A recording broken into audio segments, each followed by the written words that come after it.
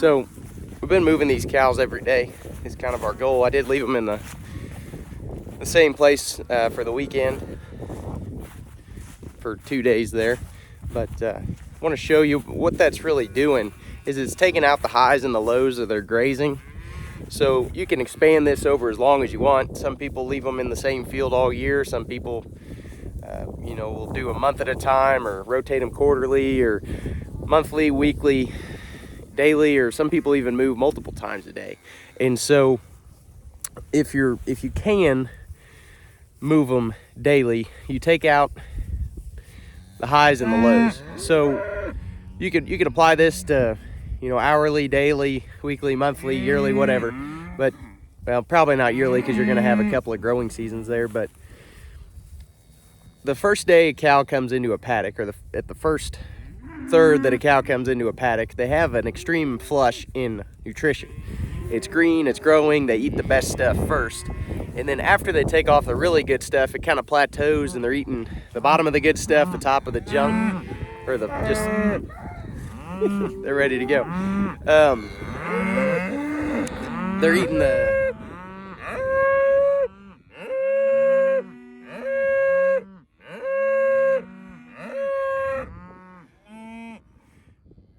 So they eat the good stuff, then it kind of plateaus. They're eating the good stuff and the stuff that doesn't have much nutrition in it, and then they're eating basically the straw after that. And so if you can move them daily instead of every week, 3 days, months, whatever, then you really take off that bottom plateau. And so your body condition, your stress levels, your milking ability, it never sees that big drop off. And so that's kind of what we're trying to do. We got some fall calves here, and we're making sure we get them growing. We're making sure we maintain the body condition on these cows. And we're also, the other things that we're doing is we're increasing our stock density. So you got stocking rate, and that's how many animals you have on your land, or how many stock days per acre is the big thing that I use it for.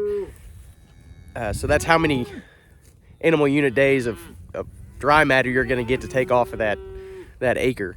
But stocking density is how many pounds you put on that acre at any one time. And so when you increase your stock density, you increase your trample, you increase your competition, you do a lot of really cool things, and you can see that they really eat it a lot more evenly. If we had just turned in here yesterday, they would have eaten all the good stuff off of everything, and they would have stepped on a lot of stuff.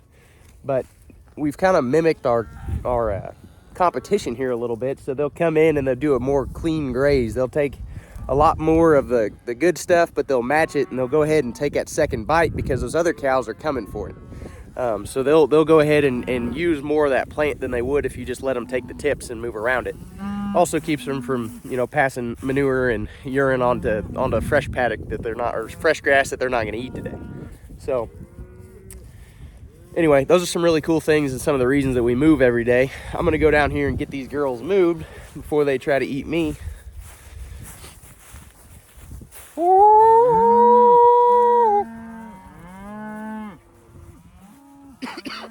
thing I probably need to do is to get a whistle. So one of the issues, and I'm always thinking about growing my business and having a full-time operation here, and hiring my replacement eventually.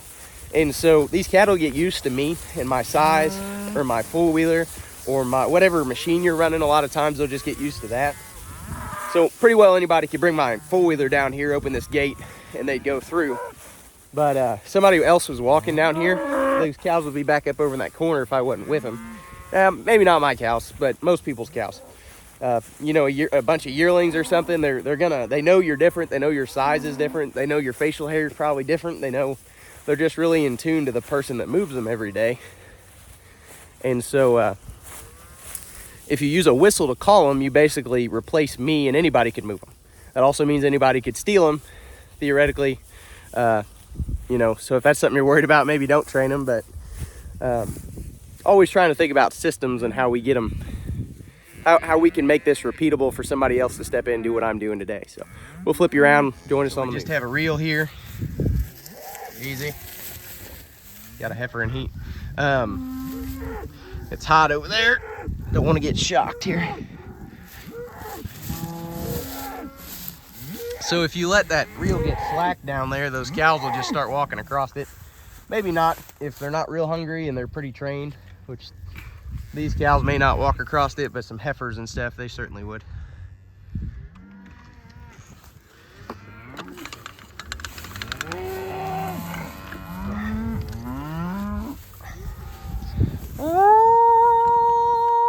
So I always keep tension on whatever I'm using to move them.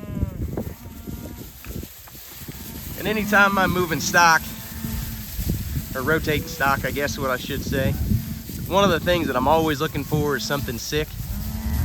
Always want to see the bull, make sure he's moving out good. It's breeding season. Making sure he's not injured.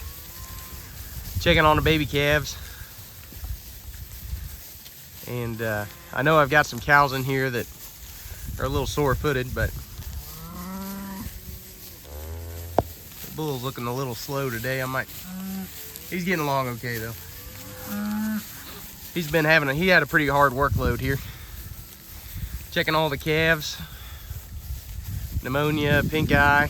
I did have one with a weepy eye the other day. I think he probably just poked it this time of year, but you never know in the cattle business.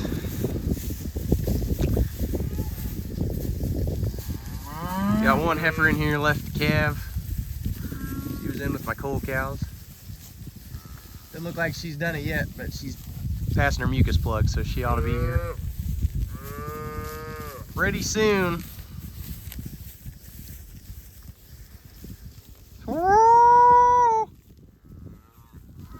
If I see something limping like this cow, she's just a little sore, but it's always good to write them down, check on them. You know, at least write them down and give them a good check at least once a week or two, and that way you can make sure they're not going backwards in body condition. And if you need to get them in, you know, or get them doctored or something, you want to do that before it gets too bad. That cow over there, she got twisted an ankle or something while she was breeding, or stepped on a rock. She's doing okay now. I think this one had the same problem. You have more foot problems in a drought, but she's getting there. We're watching that one. She always runs a little thin. She's just a frame score too big.